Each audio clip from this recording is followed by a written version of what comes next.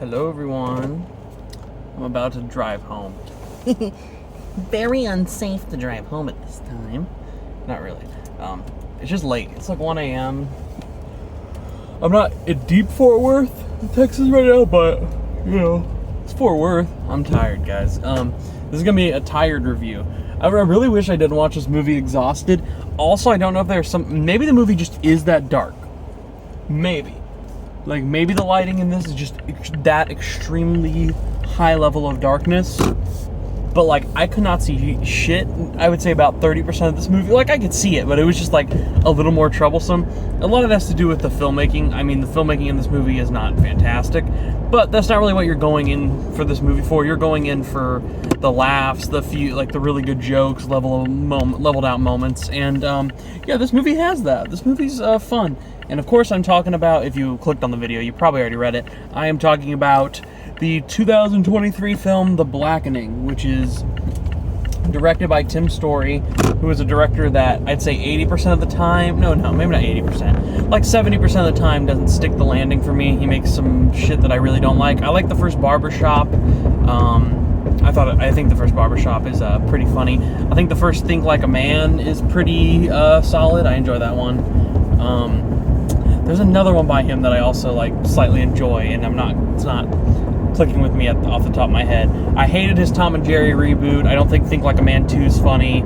I hate his Shaft reboot. I thought like it had some funny moments, but I really, really don't like it. His shit just feels really cheap and lazy. But at least with this one, I'll say the writing is good and it doesn't feel lazy. I think the direction is not necessarily great, but I have to give credit because it's so funny. Especially in the second act. It takes like 30 minutes to get going. It's pretty chuckle-worthy then. The last 30 minutes could feel a little slow. Not even last 30, like last 15. Once they do like this twist reveal and they have this big ending, it's not the greatest. But there's like this 45-minute period in the middle where I was losing my shit at times. This movie's pretty damn funny. So if you don't know what The Blackening is, basically a bunch of friends have a college reunion party to celebrate an anniversary from 10 years ago, another party. These are already friends, though. This isn't like a reunion for that, but it is a 10-year reunion of Juneteenth, this Juneteenth party that they threw. And it's Juneteenth in this movie. And they're celebrating this party at a cabin near a lake. Cabin in the woods near a lake. That's never good. They have this game room. They don't play games like spades, as they continuously mentioned throughout the film, which spades becomes a really funny gag as the film keeps going, and like it's part of the twist. So I was like, that's funny. That part's pretty clever. But basically, they find this board game in this game room called The Blackening, and it's this elaborate game to test your racism history test and black history knowledge. And then as part of that, if you've seen the trailer, there's the big part where it's like you have to vote to sacrifice someone who you deem the blackest, which is only like a 3-minute part of this film. That doesn't take up the whole film. The film has a lot of other gags about racism and black history and pop culture references throughout the film, but that scene is what the original short film, or sketch, is actually a sketch from 3P, if you guys know the comedic group who did a sketch show called 3P. Dwayne Perkins was part of that, and he also one of the writers of this one, and he happens to play, I would argue, like, it's an ensemble, but if there's like a few people who have more screen time, I'd feel like he's the one that you would say is the most prominent. He plays the gay character, Dwayne, ironically, also named Dwayne. Yeah. And I thought he was probably my favorite character in the film of this ensemble. I just found him to be probably the funniest, but all of them get their great moments to shine. The whole ensemble is really damn funny. But yeah, simple concept. It's not the funniest of these types of comedies. This movie falls between a point where it kind of feels like, I would say it feels like Friday, like the Ice Cube film original movie Friday, and Scary Movie. Because it's not as dumb and goofy as Scary Movie, but it's also not just kind of this regular day of the life, pretty damn funny talky comedy like Friday. It finds like this goofy over the top middle where you're like, no one would be acting like this in this scenario, but since they are, it is pretty funny to see. Okay, I'm so fucking tired. I'm gonna have to call this The Blackening Exhausted Review. Exhaustion reviews, because like I'm so tired. I cannot wait to go home and sleep, but I'm like, I don't feel like I'll forget about talking about this one if I don't. But yeah, it's pretty fun. I think like I'd say about 40% of the movie for me was like all right. Like I was still into it and I was having a good time, but I'd say like 60% of it, the jokes really land. There's a great NAACP joke that was probably the biggest laugh and I think the whole audience got. That moment was pretty great. And there's also all those great moments where, you know, they're always like, should we go looking? Like, don't act like a white person who would go out and look when they hear a noise. Like, don't go investigate a noise. And every time some scenario like that happens, they're always like switching places. Like, no, you go first. There's one element I guess I didn't like from like a story aspect, and I didn't really find it funny all the time. There was one time where the gag was funny, but like they have this joke where like they have the ability to like talk to each other like using their minds, which it's not really using their minds, it's more just like you look at the facial expressions from the other person and you know exactly what they're saying. That's what the gag is meant to be. But they did it like a few too many times. But in the final scene where they use it, it has a funny gag used to it. The whole ensemble's good. I think every character has like their like one moment to shine for sure. Like everyone has their funny moments, whether it's the character of King, who you see in the trailer get shot by like arrows multiple times, whether it's the character of Dwayne, who has like, he's the most like empathetic one. He's probably like the heart of the group, and he's always the one who probably is thinking the most logically and most energetic. But he's also trying to make a stance like he's the gay black guy. Like he constantly tries to have the stance of authority and saying like, hey, we should not betray each other. Then there's like this one guy like Clifton, who's like a cartoonish character. He acts like super white, so they're like, yeah, you're not black, because he acts super white and is annoying, and no one remembers him even from like the party 10 years ago, even though he was like invited. So like there's that big running gag with him about everyone being, even though he like has the scene in the trailer where he's like, I voted for Trump twice, and they all like start to attack him. He's just saying that to prove he's not the blackest. That gag was funny, and every character, yeah, they get their moment to shine. There's not one that doesn't get like a really good laugh out loud funny moment, and it's short. It's like an hour and 30 minutes. I think it was. I believe it was like, I think I looked up online, it was like an hour 37, and I'd recommend staying through the first 2 minutes of the credits, because there's like a mid-credit scene gag, then they jump back into it, and you're like, oh wait, is this, what are they talking about now? And then they have another joke, and then the final joke of it, you're like, okay, that was the big payoff joke, because I was like, what is this gag going to be?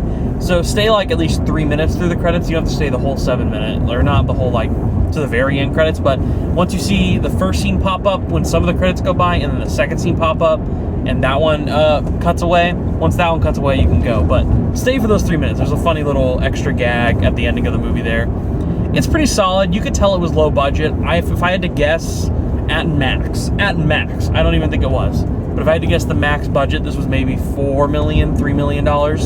So I think it will make its money back. I don't think it's going to be huge at the box office, but I've seen the reviews for it, and they're pretty good. It's at like an 82%, which I don't know if that's the average score. I think the average score sits at like a 7 or a 6.9, and I think that's like right around what it deserves. I'm thinking like a solid 7.5 out of 10. I think this is a damn good, well-written, subverts your expectations at times, and has some pretty clever gags, horror comedy, although it's not really scary, so I guess it's not, like, it's a horror theme that's going on, but it is purely like straight up a comedy, if we're being honest.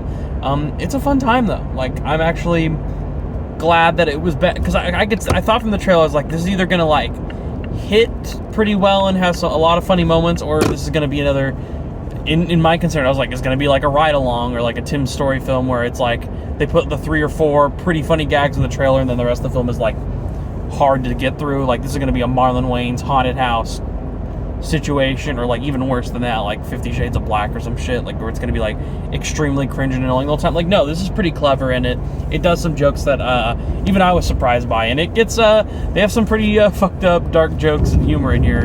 And again, the NAACP joke that they have in this movie, I don't want to spoil it, but involving that joke, that was like the moment where I was like, holy shit, that's such a good line. Like, I could hear people like in the future using that as like a cult classic comedy line. Also, shout out to O'Reilly's Auto Parts, because facts, it's great. Yeah, this is a fun film, and I do think that if you have it playing at a theater near you, if you like have already seen The Flash and all your big movies and shit, if this trailer, at least the trailer to you, looked like, hey, that could be kind of funny, then I would at least say see it. It's probably going to be funny to you. If the trailers weren't working for you, or you do decide to go see this, and within the first like 10 minutes you're not into it, probably go ask for your refund, because it's not going to get better for you. But if you were having fun from the beginning and you think this is like a solid chuckle-worthy crowd pleaser, which it would be if you had a big crowd. We didn't have a big crowd, but we did have these two women who were, they brought in like alcoholic beverages to the film, and as the film got on, they got more invested in the film. They kept being like, "No, don't do that shit," and it got louder and louder. They were funny. They were adding even extra entertainment to the film. If I had a packed crowd in this theater instead of just like 4 other people and me and my friend, I think that this would have been like an absolute riot with the audience. But it is funny, and you'll still have a good time, I think, regardless, as long as you find the humor from the trailer and the humor overall funny. If you deem it funny, I think you will find it funny. So, yeah, I recommend this movie. I recommend this movie. It's fun. I don't think it's a masterpiece. I'm not going to say it's like a 10 out of 10, 9 out of 10. Or I'm close to it. I would say, like, on another viewing, if I wasn't as tired, I would maybe think this. But I'm going to go with a solid 7.5 out of 10, which is what I gave The Flash. I put this, like, just a bit above The Flash, because I respect that we got a smaller, more fun film out there than I would have expected from it, because I was worried this could suck, but it wasn't. It was fun. And, yeah. I would like to own this on Blu-ray and maybe, like, one day rewatch it again once I have the Blu-ray. Yeah. I don't have much else to say. If you thought the trailer looked fun, go check it out. Probably later reviews upcoming this week. I'm seeing Elemental soon. I want to do a Flash spoiler discussion, but I still haven't done my Spider-Verse one. So I feel like I'm obligated to do Spider-Verse first, but that would be a lot of videos in 1 week to do. For sure, I'll say, for sure you're going to get an Elemental review, and you're going to get one of those 2 spoiler reviews. I'll probably prioritize Spider-Verse. I think my Flash review that I have up there is enough for now. But yeah, expect an Elemental review later this week, and probably a Spider-Verse spoiler review at the very, very end of the week, if not like beginning of next week. I promise I'm finally going to talk about spoilers, because I have a lot I still want to say. I saw that movie 6 times, people. I love that fucking movie. Yeah, Blackening in theaters now. It is June 16th, right?